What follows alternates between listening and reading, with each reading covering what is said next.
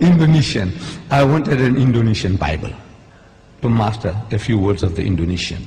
So I went to the Bible house in Durban. My city in South Africa has got a Bible house where they sell Bibles, specialize in Bibles in different languages.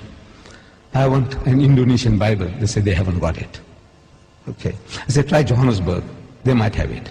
So when I went to Johannesburg, I go to the Bible house in Johannesburg. And I go and search for this Indonesian Bible. And I got it. And I'm looking in the shelves, some other books. I see a New Testament, Greek and English. Like we have the Quran, Arabic and English, Greek and English, the New Testament. I took that big volume out and I'm starting to go through that. And the supervisor of the Bible house is watching me. You know, with this funny headgear and this beard. He says, what this guy is doing with all these expensive volumes, because this was an expensive volume which I took down, Greek, English of the New Testament. So he comes up to me, he says, good morning. I said, good morning. He said, what makes you interested in these books? I said, no, I do comparative religion, and I have come across something here in this Greek English of the New Testament that can be of use to me.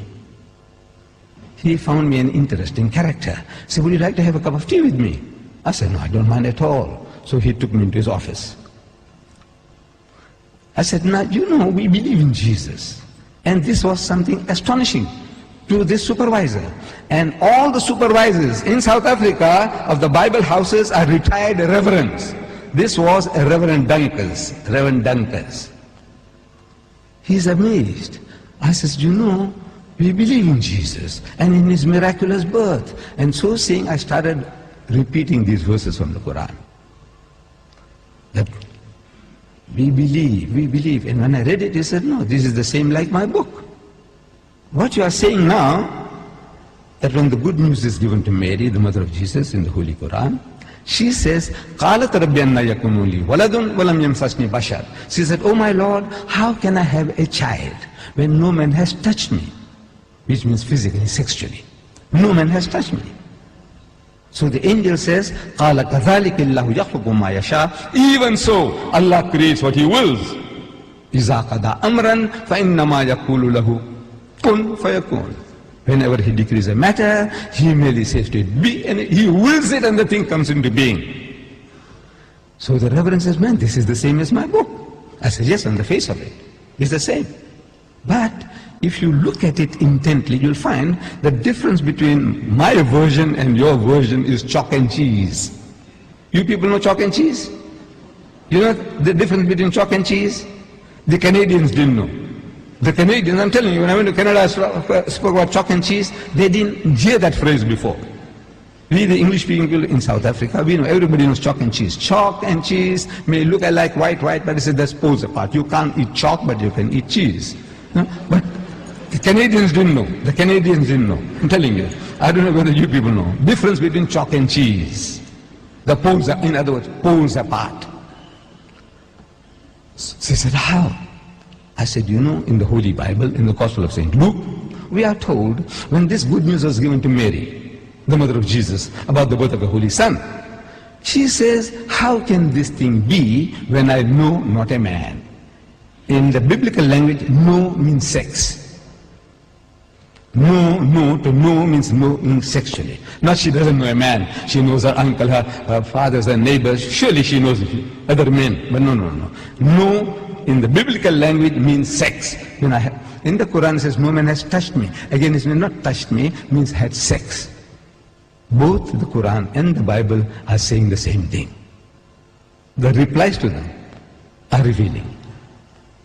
In the Holy Bible, the answer to Mary's protest was that the Holy Ghost will come upon thee. I'm reading the Bible to you. Luke.